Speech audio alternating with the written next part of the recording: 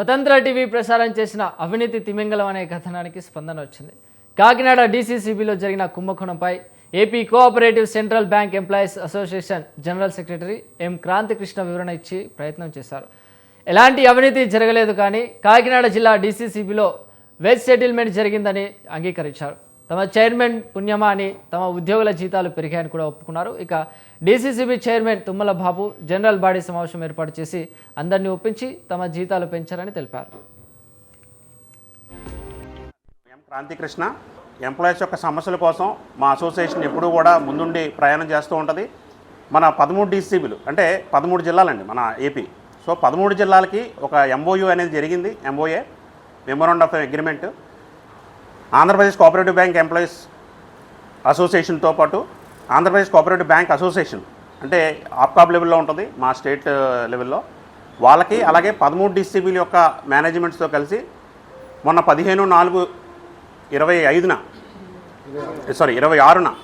ఒక ఎంఓయూ జరిగింది. At the end of the మొన్న మంత్కి మన జూన్లో చైర్మన్ గారితో మాట్లాడుకోవడం, సార్ని ఎలాగైనా రిక్వెస్ట్ చేసి మాకు అంటే ఎందుకంటే 12 డీసీబీలు వేస్ సెటిల్మెంట్ జరిగిపోయాయి సార్, మా ఒక్క జీతాలు ఆపితే మా ఎంప్లాయీస్లో అలజడి వస్తుంది. ఎందుకంటే 343 మంది కుటుంబాలు ఆధారపడి ఉన్నాయి ఈ డీసీసీబీ కాకినాడలో. సో వాళ్ళందరికీ కూడా ఈ జీతాలు పెరిగితేనే వాళ్ళు కూడా హ్యాపీగా ఉంటారనే ఉద్దేశంలో సార్ని 2-3 సార్లు కలవడం, సార్ని రిక్వెస్ట్ చేస్తే సార్ కూడా సానుకూలంగా స్పందించినప్పటికీ బ్యాంక్ ఫైనాన్షియల్ పర్టికులర్స్ ప్రకారం కొంచెం టైం తీసుకుందాం, ప్రస్తుతం ఇంప్లిమెంట్ చేస్తే బ్యాంకు బడ్డెని పెరుగుద్దని చైర్మన్ గారు చెప్పడం జరిగింది. పైనుంచి కొన్నిసార్లు అప్కమ్ నుంచి కానివ్వండి, వేరే నుంచి కానివ్వండి, వాళ్ళు బ్యాంక్ ఫైనాన్షియల్ పొజిషన్ బట్టి మీరు ఇంప్లిమెంట్ చేసుకోండి అని చెప్పడం జరిగింది. సో దాని మీద మేము చైర్మన్ గారిని మళ్ళీ రిక్వెస్ట్ చేసి ఖచ్చితంగా కొంచెం ఇంప్లిమెంట్ చేయమంటే కోరాము. దానికి ఆయన ఎంతో సహృదయంతో మా ఎంప్లాయీస్ కోసం ఆయన ఎంతో కష్టపడి మేనేజ్మెంట్స్ బోర్డు మీటింగ్ పెట్టారు. బోర్డు మీటింగ్లో ఆప్కాబ్ వాళ్ళు, నబార్డ్ వాళ్ళు, వాళ్ళ ఆఫీసర్స్ అందరి సమక్షంలోనే దాన్ని యాక్సెప్ట్ చేయడం జరిగింది. అదేవిధంగా జనరల్ బాడీ మీటింగ్లో మొన్న ఇక్కడే జరిగింది ఫ్యాబ్ హౌస్లో. ఆ జనరల్ బాడీలో కూడా అందరూ ప్రెసిడెంట్లు ఆమోదంతోనే మా వేస్ సెటిల్మెంట్ అనేది యాక్సెప్ట్ అయింది. కానీ ఫైనల్గా ఒకటే చెప్తాను సార్, మాకు మంచి వేస్ సెటిల్మెంట్ స్టేట్ లెవెల్లో జరిగింది. దాన్ని మేము మా చైర్మన్ గారు అలాగే మా బోర్డ్ ఆఫ్ మేనేజ్మెంట్తో దాన్ని అప్రూవల్ చేసుకుని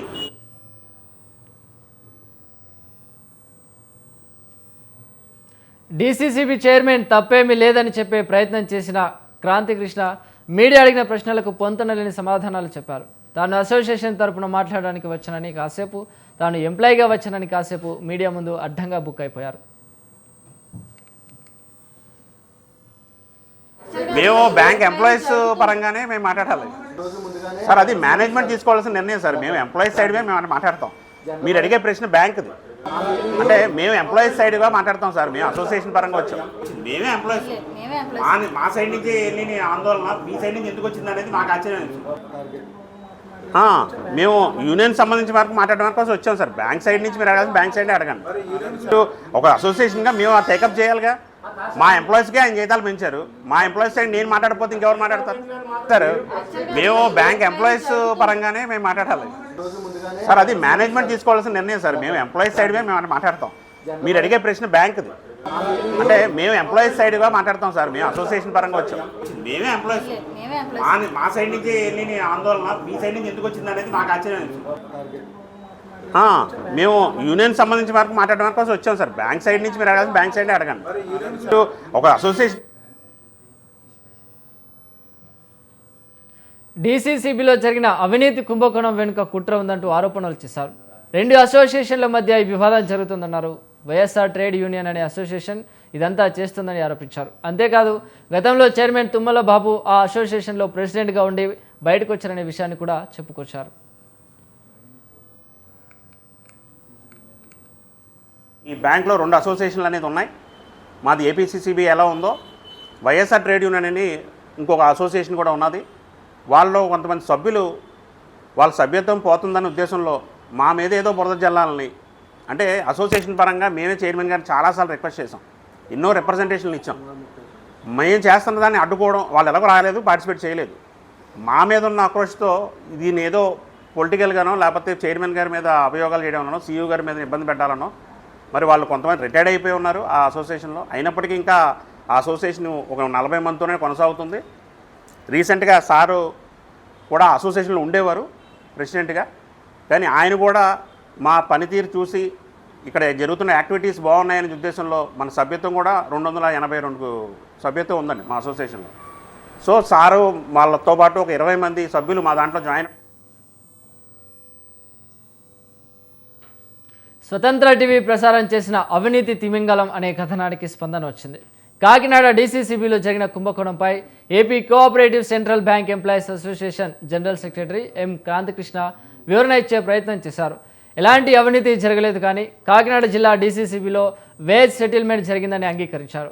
తమ చైర్మన్ పుణ్యమాని తమ ఉద్యోగ జీతాలు పెరిగాయని ఒప్పుకున్నారు. ఇక డీసీసీబీ చైర్మన్ తుమ్మల బాబు జనరల్ బాడీ సమావేశం ఏర్పాటు చేసి అందరిని ఒప్పించి తమ జీతాలు పెంచారని తెలిపారు.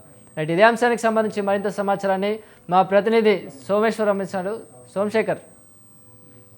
చిరంజీవి, ఇక్కడ ముందు మనం ఈ అవినీతి తిమింగలం అనే వార్త గత 2 రోజులుగా స్వతంత్ర టీవీలో ప్రసారం చేస్తున్నాం. ఫస్ట్ మనం మాట్లాడుకోవాల్సింది ఏంటంటే, ఇక్కడ స్వతంత్ర టీవీ ఇన్వెస్టిగేషన్ టీము ఎంత కరెక్ట్ గా పనిచేసింది అని చెప్పడానికి నిదర్శనం ఏంటి అంటే నిన్న పెట్టిన ప్రెస్ మీట్.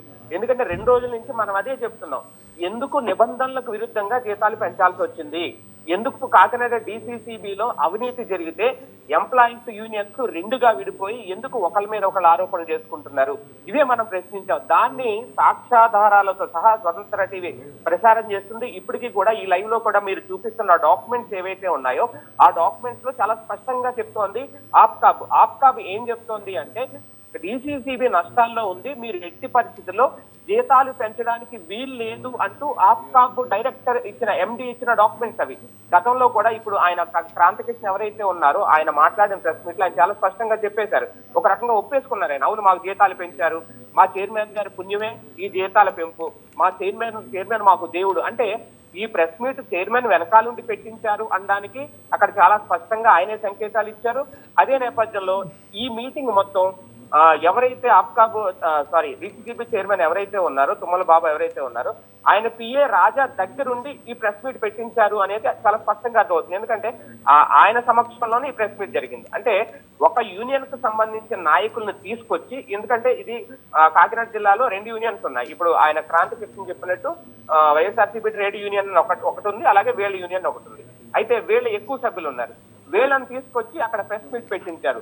కానీ మనం చూపిస్తున్న డాక్యుమెంట్స్ ప్రకారం చూస్తే ఆప్కాబ్ ఎండి ఆర్వి రామకృష్ణ ఆయన చాలా స్పష్టమైన ఆదేశాలు జారీ చేశారు.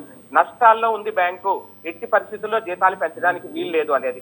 అదే టైంలో అదే జనరల్ బాడీ సమావేశంలో అప్పట్లో ఆప్కాబ్ డీజీఎం ఎవరైతే ఉన్నారో వైబీ ప్రత్యూష ఆమె కూడా చెప్పారు, అసలు జీతాలు పెంచే ప్రసక్తే లేదు, ఎందుకంటే బ్యాంక్ నష్టాల్లో ఉందని. కానీ ఇక్కడ ఇప్పుడు మీరు ప్లే చేసిన బైట్ లో చూస్తే ఆయన క్రాంతికృష్ణ చాలా స్పష్టంగా ఒప్పుకున్నారు, మాకు జీతాలు పెంచారు, ఎందుకంటే మొత్తం ఆంధ్రప్రదేశ్ లో ఉన్న 13 బ్యాంకుల్లో పెంచారు కాబట్టి అని. కానీ ఇక్కడ పాయింట్ ఏంటంటే 13 బ్యాంకుల్లో 12 బ్యాంకులు లాభాల్లోనే ఉన్నాయి.